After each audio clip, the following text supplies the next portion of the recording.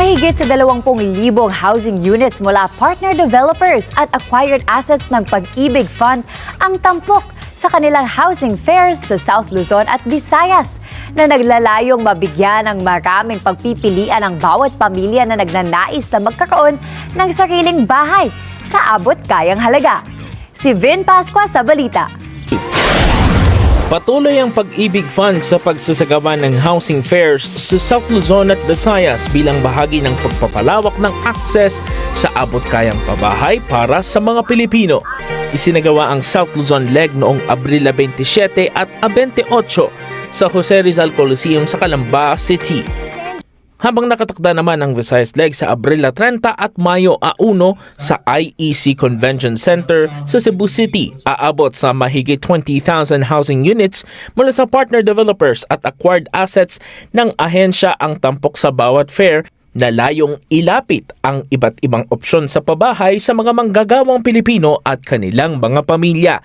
Bahagi ito ng inisyatibo ng Department of Human Settlements and Urban Development o DSUD at Pag-ibig Fund sa ilalim ng administrasyon ni Pangulong Ferdinand Marcos Jr.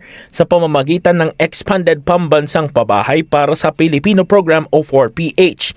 Layunin nitong pagsamahin sa iisang venue ang housing supply, abot-kayang financing at tulong ng pamahalaan. Ayon kay DSUD Secretary Jose Ramon Aliling, ang patuloy na housing fairs ay konkretong hakbang upang mas mapadali ang pagmamay-ari ng bahay.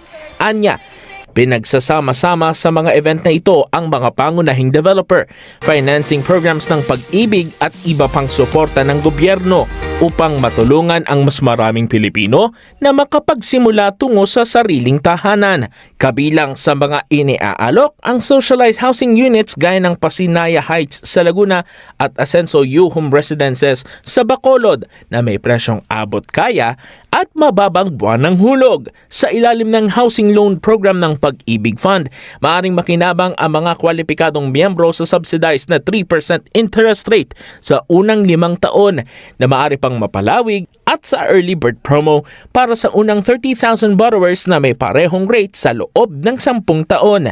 Samantala, binigyang diin ni Pag-ibig Fund CEO Marlene Acosta ng kanilang mga loan program ay nagbibigay daan sa mga pamilyang may mababang kita, kabilang ang OFWs, na makakuha ng disenteng pabahay na kadalasang mas mababa pa sa kasalukuyang renta.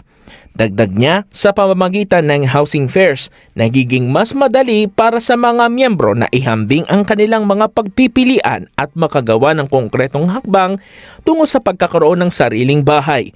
Isang hakbang patungo sa mas matatag at siguradong kinabukasan. Vin Pascua para sa Mata ng Agila. Matatag, matapang, matapat.